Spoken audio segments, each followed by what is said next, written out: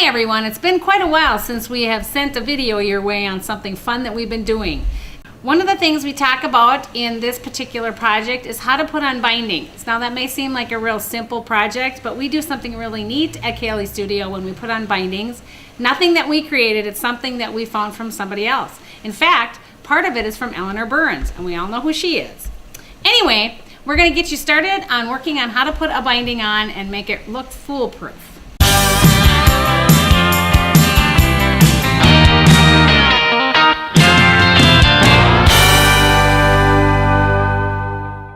To create the binding, first of all, you're going to cut strips in a particular size that you prefer. We like to do 2.5 for most of our projects. However, when we do flannels, being flannel on the flannel on the top and flannel on the back, we like to do a 2 3/4 or even a 3-inch strip.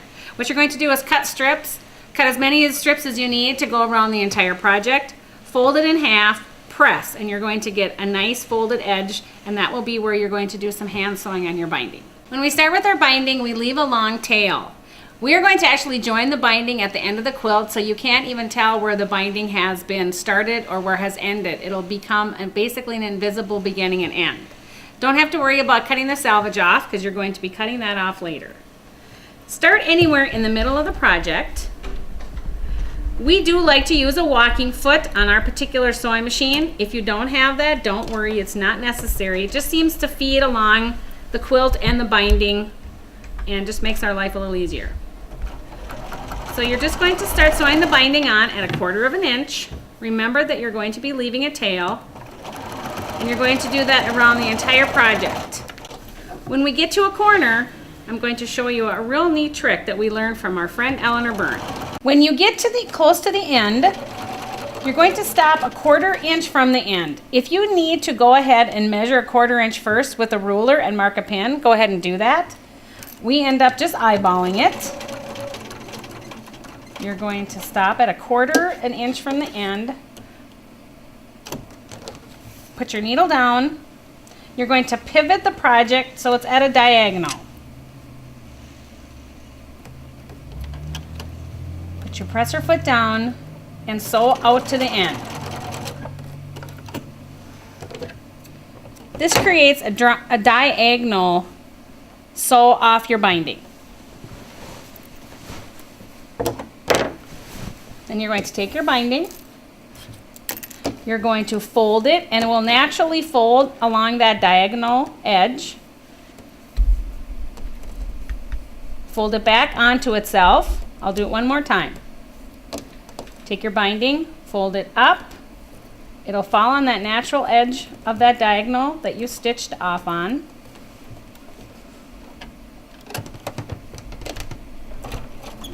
Just start stitching your binding back down again.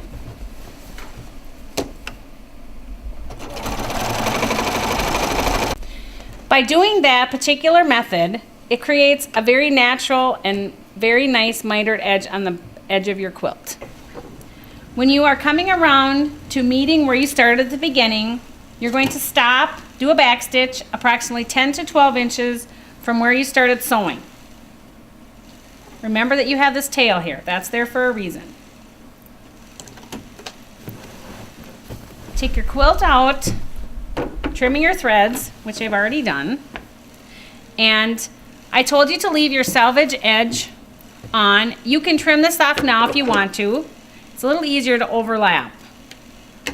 I was just leaving it there for you so that you could see where my beginning was.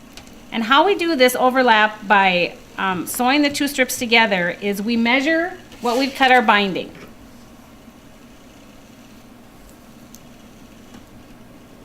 I measured 2.5 inches. Like I said, sometimes I make my binding a little bigger on a flannel project or smaller on a table runner. You overlap your 2 pieces of your binding, remembering that it's 2.5 is what our binding width is cut, so we're going to measure 2.5.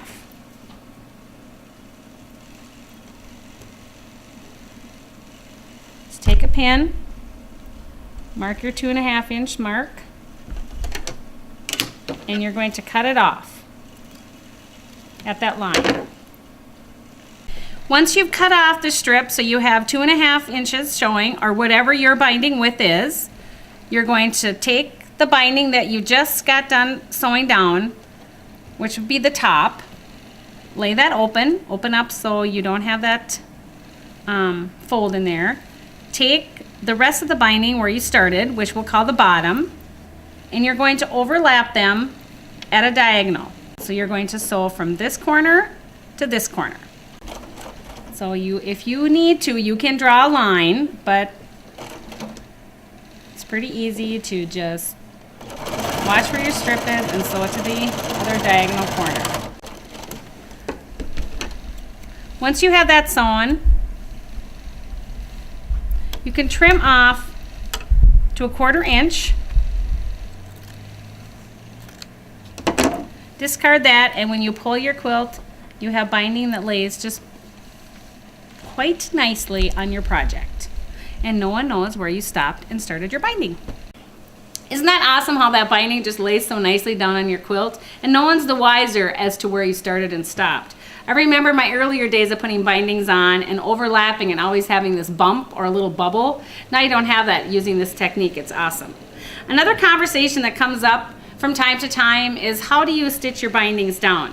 We prefer to do ours in a hand stitch method. This is probably our way of doing hand stitching quilts, because we know that if we hand stitched a whole quilt, we'd probably only make one in our lifetime. So this is our little fun part of doing hand stitching. Do we take our bindings and pull it all the way so it fills in the bindings, or do you just pull your binding over enough so that it covers where your stitch line is? That's a conversation we like to have with quilt judges, because we have people on both sides of the fence. So if you have a question about it or a real good answer, just send us an email and we'd love to hear from you. Anyway, enjoy the process and happy quilting.